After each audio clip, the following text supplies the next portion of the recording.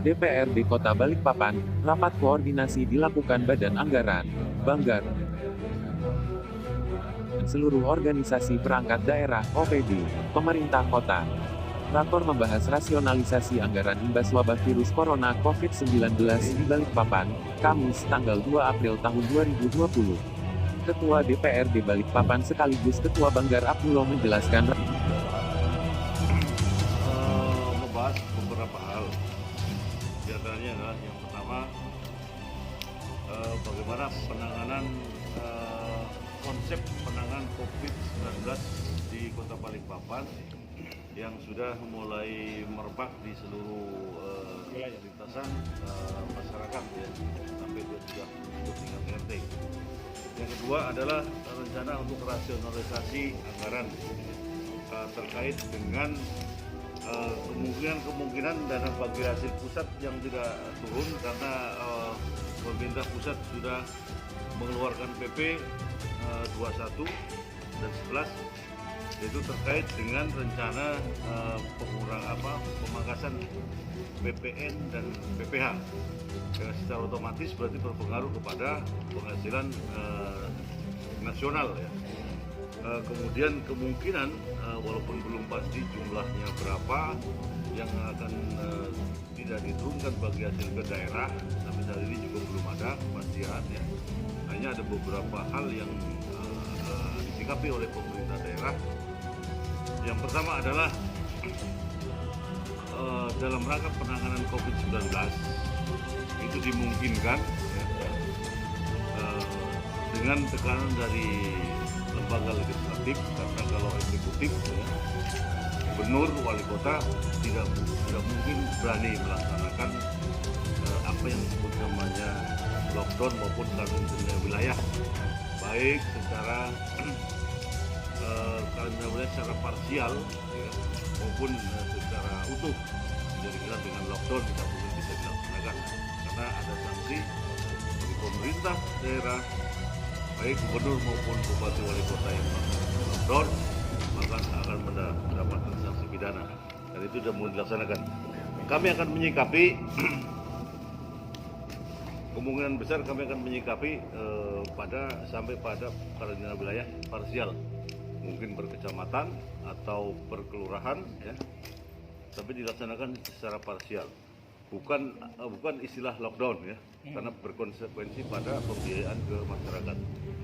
Jadi tetap mengacu pada Undang-Undang Nomor 6 Tahun 2018 ya tentang karantina kesehatan, tetap kita melakukan yang namanya PSBB, dan PSBB sebenarnya sudah dilakukan oleh pemerintah daerah ya. Seperti penutupan kegiatan-kegiatan hiburan, kemudian kegiatan-kegiatan yang lain ya, seperti kafe-kafe dan yang lain-lainnya, kemudian rumah makan yang boleh buka tetapi tetap memberikan pesanan melalui online, menghindari kerumunan, dan sudah dilakukan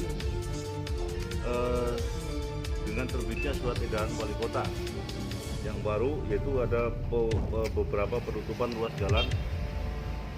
Surat edaran yang pertama menutup ruas jalan 7 titik ruas jalan, tapi surat edaran yang kedua itu ada penambahan penutupan ruas jalan ya, menambah menjadi 8 titik. Jadi jumlah ruas jalan yang tutup sekarang menjadi 15 titik.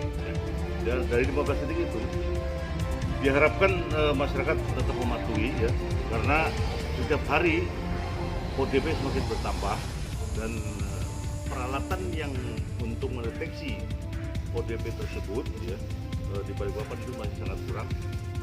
Bukan kami tidak mau membeli ya, tetapi memang keberadaan peralatan itu yang langka. Ya, tadi Dinas Kesehatan juga sudah memesan 2 minggu yang lalu, tetapi sampai hari ini pun belum ada yang datang. Memang keberadaannya alat yang langka.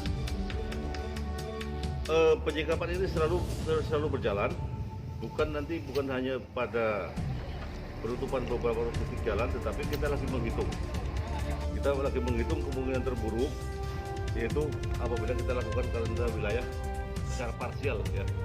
Tetapi itu bahasanya bahasa undang-undang tetap PSBB. Tapi pada prakteknya di lapangan kita akan membuat